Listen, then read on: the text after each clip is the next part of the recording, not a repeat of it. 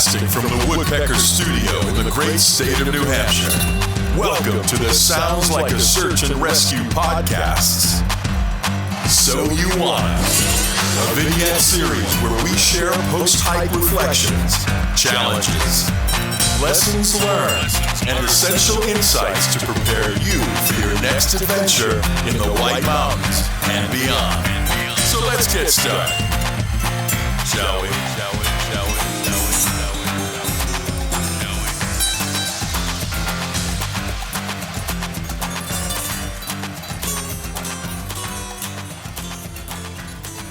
Knobbie Hikes is joining us for a So You Want to Hike Mount Chocorua. Let's go.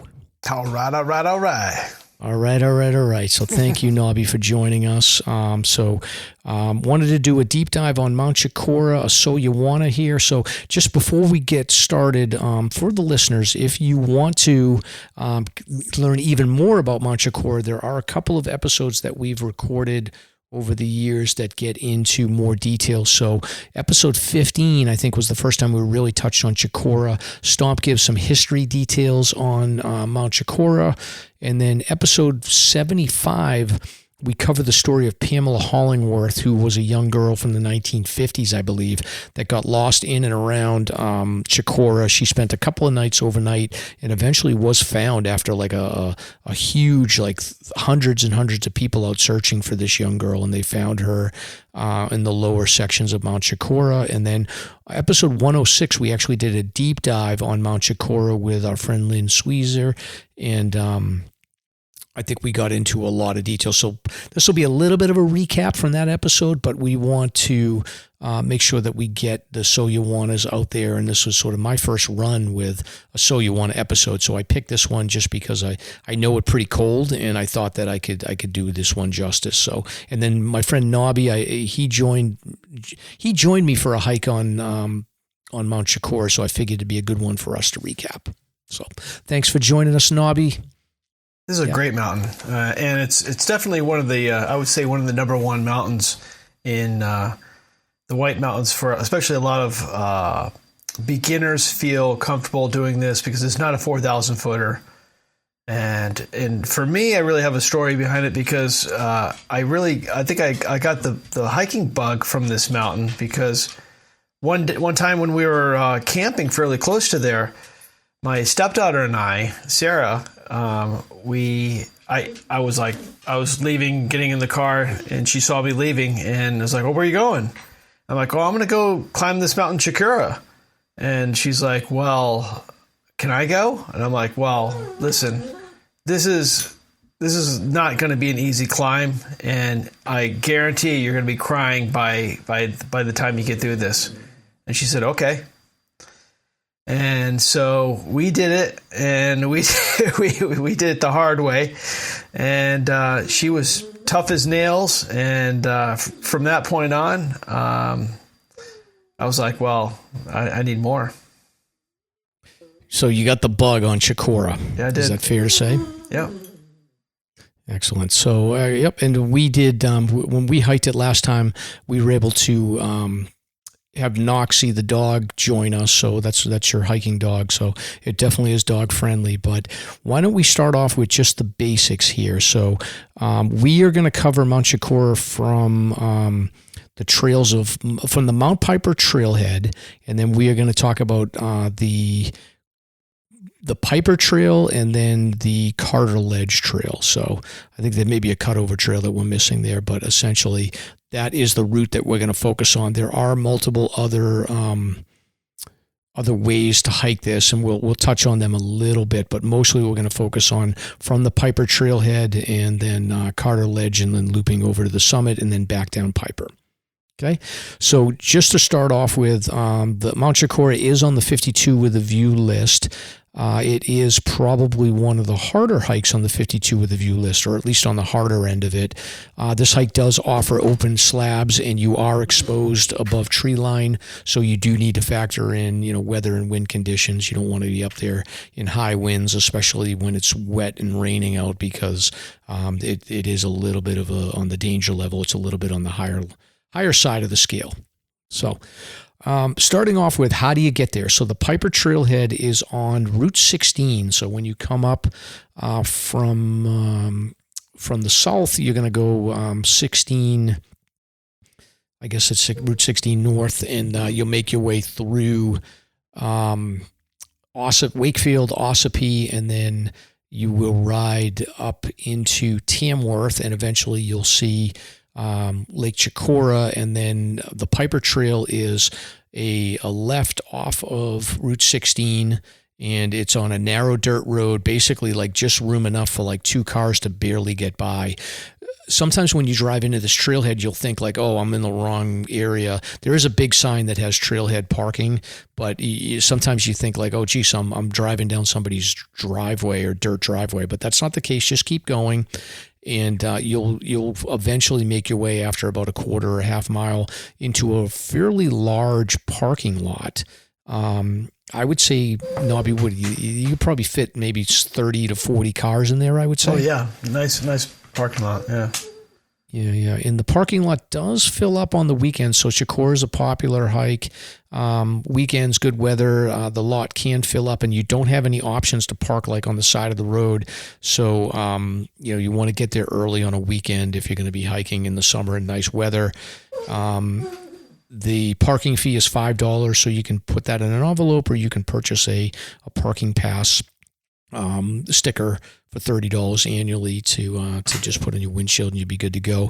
There are privies there. It's basically typical outhouse type bathroom situation that you'll find in the White Mountains. And then as far as the parking goes, there are no gates, so you can get in the parking lot at any time. When it's snowing out, you probably have to wait until it gets cleared out. I do think they plow it, but it's not a priority. So, but it is a dirt road to get in there, and you don't need really 4-wheel drive or anything. It's smooth enough where you can get out. But there are rules about not parking on the side of the road, because if you park on the side of the road, you're not going to be no cars are going to be able to get through. So just be aware of that. Anything else about parking or the trailhead, Knobbie, that I missed? No, but it is funny when you first drive in. You don't think, because there's houses on the side, and you don't think that you're going to a parking lot when you first drive in. So it is kind of it is tough. But once you get there, it is a larger parking lot, and this is one of the very most popular mountains. So this will fill up. So you definitely want to get there early. Agreed. So. Excellent. So, again, the Piper Trailhead, the nearest towns to this trailhead parking are Tamworth and then Conway, or Center Conway. You can get up to North Conway. So I'd say Tamworth is maybe about a 10-minute drive south, and then Conway is about a 10-minute drive north. There's a Dunkin' Donuts pretty close by over there, but otherwise you got to go into Tamworth or Conway to get food, if you're looking to get anything. And there's also nice camping areas. Like I think there's a KOA there, south of there, KOA, and a couple other camping areas if you want to do that. Correct. Yeah, there's convenience stores around, so there's plenty of places to go to load up on food if you need to. So a little bit about Mount Chocorua. Like I said, you can check out episode 106 or episode 15 to hear about the history, but there is a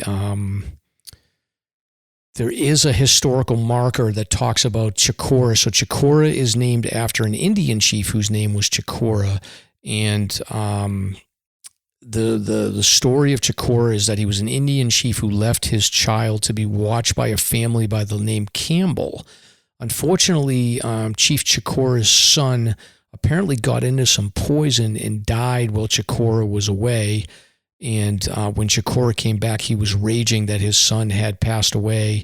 And in a fit of rage, he killed the family and then ran to the mountains and was chased by some settlers and eventually cornered and then leaped to his death, unfortunately. So, like I said, there's a historical marker that is on the side of Lake Chocorua, and it reads, in several versions, the legend sequence relates the mysterious death of Chocurua's son while in the care of a settler named Campbell. Suspicious of the cause, the Pequawket chieftain took revenge on the settler's family. Then in retaliation, Campbell killed Chocurua on the peak of the mountain now bearing the Indians' names. So this historical marker was erected in 1965 and is number 31 on the historical marker plaque.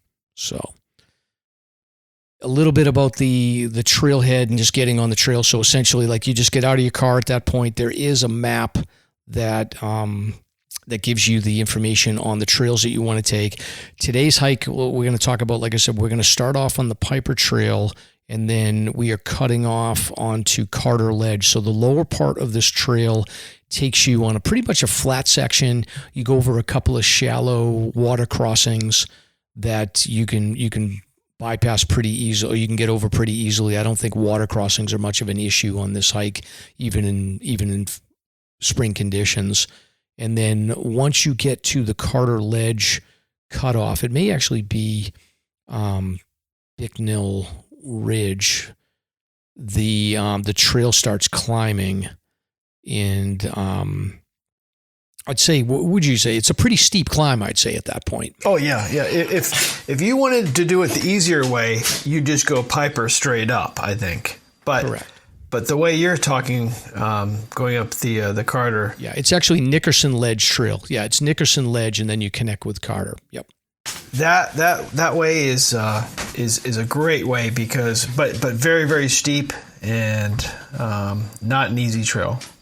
Correct. Yeah. So it does start climbing pretty quickly. So you get to Nickerson Ledge Trail, and then Nickerson then connects with Carter Ledge. And yeah, I would say the steep part is sort of like the very early sections of Nickerson Ledge. And then when you connect with Carter Ledge, there is a steep section below the ledges that goes from, it's probably like it's probably about 600 feet of climbing.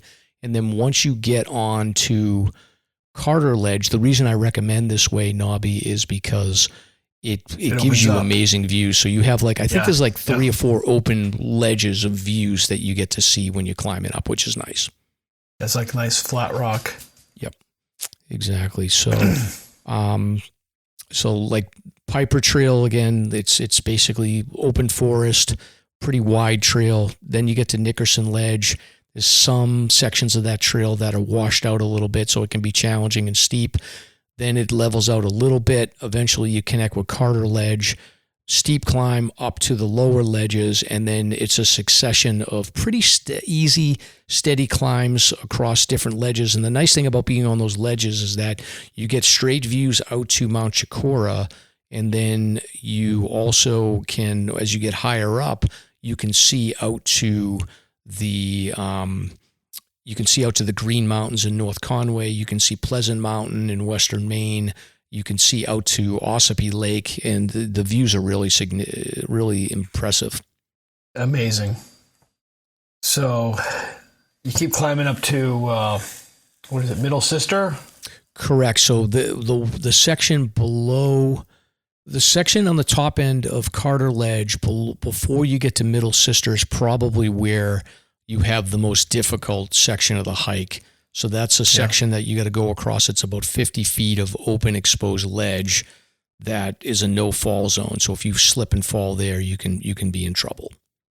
So, but otherwise, I'd say Carter Ledge is on the terrifying 25, but in my opinion, it's really just that little section there that you walk across. That's exposed. It's really not that dangerous. It's not something I wouldn't want to do in wet conditions, but it's pretty straightforward to make your way across it. It's essentially just a slab that you go across that's at a steep angle, but you can sort of hold on to a little crevice if you need to in order to get across it. And at that point, once you get to that slab section, you're probably, I would say, you are about 4 miles into the hike. So you've gone from, at the trailhead, you start at about 900 feet of elevation.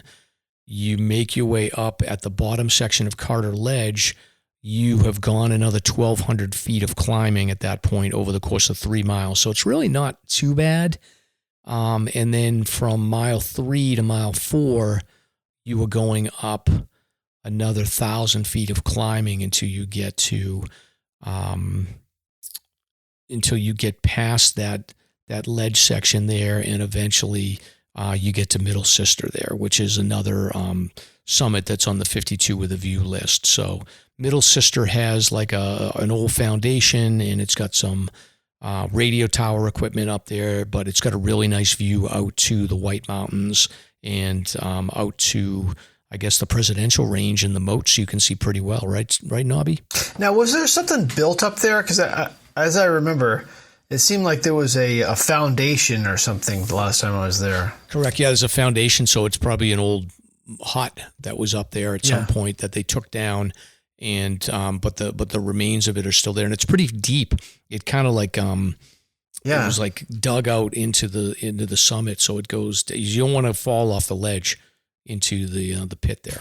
But I remember the views there were just so spectacular because you could see the mountain and just, you know, basically at that level, you're almost, you really don't have that much more climbing. You're just basically running across the ridge. Correct. Yeah. And then once you get down off of Middle Sister, then you actually descend a little bit and you go down into a bit of a col, and it's mostly open above tree line, and then you drop down into tree line for a short section, and then you'll cut across, and then from there you'll get to an intersection that has a trail split that will bring you down to Champney Falls and Champney Falls Cutoff, but then you'll avoid that and then reconnect with the Piper Trail, and then the Piper Trail will take you across another set of wooded area. And then from there, you'll pop out a tree line, and it's probably about, what did you say, maybe 3/8 of a mile, maybe a quarter mile, half mile of open slab, making your way across a spectacular summit cone. And then you have to climb up to the summit off the backside of the mountain. So it's really probably one of the most impressive open slab kind of summit climbs that you'll do. At the very end, it's definitely not an easy mountain, but climbing up towards the end is. I remember it has like you go along the backside and then climb up the crack there to get to the top. It's not easy, but I remember it's a great. It's a great view up there, and it's definitely not something you'd probably want to do on a wet day, with especially going this direction. It might be easier going Piper on a wet day. I'm not sure. I've never gone Piper, so I don't know. But I heard that that's easier. Yeah, I mean, ultimately, once you get above tree line, it's you want to make sure that the conditions are pretty dry up there. You want to keep an eye on the weather. And then you've got Noxie in the background, it sounds like. So Knox had hiked with us. So it sounds like he wants to get in and talk a little bit about the He's hike here. Beating up everybody right now. I guess it sounds like it. But anyway, the other cool thing about the summit of Chocorua is that when you get up there, you want to take a look down and you can see carvings in the rock from the, I think there's carvings from like the 1800s, maybe as far back as like the 1700s. I'm not sure. Probably not the 1700s, but like I think it's 1906 is the one that stands out to me. Is that there is like somebody carved their name and then the year 1906, and then there's a bunch of other years that are carved up there, which is kind of fun. So you can spend some time on the summit looking at the various years of people that have carved out dates up there, which is kind of fun. And then it's 360 views. You got views out into the north to the White Mountains, and then you can see down into the south. You're really like dead center in the middle of all the action between the Whites and the Ossipee Range. It looks right out at you as well. So it's really an amazing summit. And it seems that people, when they climb, they stay up there for a long time. Yeah, I think I've only done the mountain once where I was all alone. But usually when you go up, there's probably at least 50 people up there. Correct. Yeah. It's pretty crowded if you're going to go like middle of a busy summer weekend or something like that. You know, you get there on a Saturday or Sunday at 8, 9 o'clock in the morning. There's going to be a bunch of people. I actually like to do this hike late. I'll show up on like a Friday night or a a Saturday afternoon, and as long as there's plenty of sunlight, if I get started at like 3-4 o'clock, then I can get down pretty quickly, and it's a pretty easy trail to hike at night. The bottom trail of Piper is pretty wide and easy to navigate. But as you're coming down, like Knobbie had said, I prefer to come down the Piper Trail after hiking up Carter Ledge, just because it's a little bit of an easier climb down. The top section of the Piper Trail is also open ledges, so you need to navigate maybe about a half a mile, 3/4 of a mile, and then eventually, and there's some options too for you to sit on ledges at the lower elevations of Piper Trail to see the views. And then once you get to a certain point, you break down below tree line, and then at that point you're in the trees for the rest of the hike. So I think you break down below tree line around a mile after the summit, and then from there it's probably, I would say, about 3.5 miles of descent to get to the parking lot. Yeah, the only way I've ever gone down was, what is it, the Liberty Trail that way. Yep. And that was a fairly easy trail. I would recommend, if I was going to tell anyone which route to go, I would say go up the way you were saying and down the Liberty Trail, which is kind of a little bit more mileage. I think probably the Piper is probably more direct. Correct. Yeah. So there's a number of different options. And if you go down via the Liberty Trail, you can stop off there's a hut called the Jim Liberty Cabin that you can check out. On the Piper Trail, there is a tent platform as well, right below the tree line. But I recommend, for this episode, we're going to go up Carter Ledge and then down the Piper Trail. And like I said, once you get to the lower section of the Piper Trail, it's mostly open forest. The trail is pretty easy to follow. There's a little bit of erosion on the lower parts. There is one bridge that you have to go over a water crossing, and then other than that, there's really no issues with water crossing. That's another thing about this hike, is that really, when it comes to water crossings, there's not too many issues by going this route. So you can be pretty assured that if the water's running hot in other areas, this is generally a pretty good, reliable hike to check out. So the steepest climbing part is mile 4, where you'll cover about 850 feet of elevation.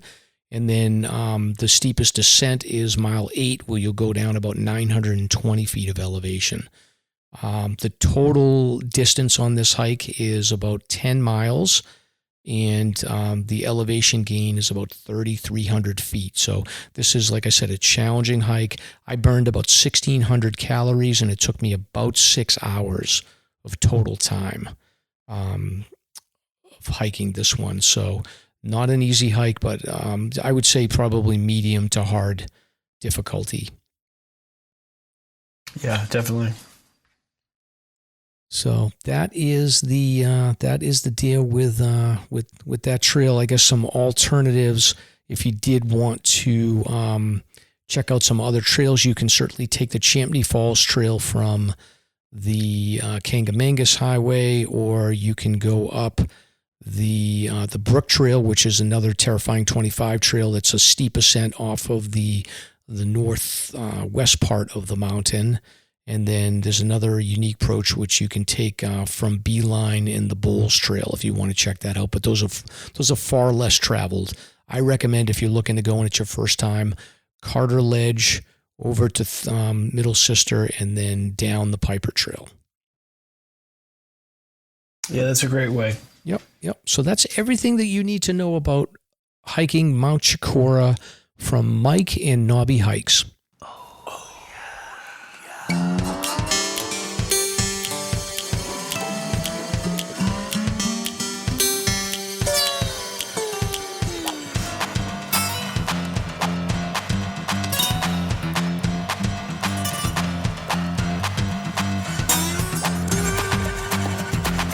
Thank you for listening. If you enjoyed the show, you can subscribe on Apple Podcasts, Spotify, or wherever you listen to podcasts. If you want to learn more about the topics covered on today's show, please check out the show notes and safety information on slasserpodcast.com. That's SLASR SoulYouWannaPodcast.com. You can also follow the show on Facebook and Instagram.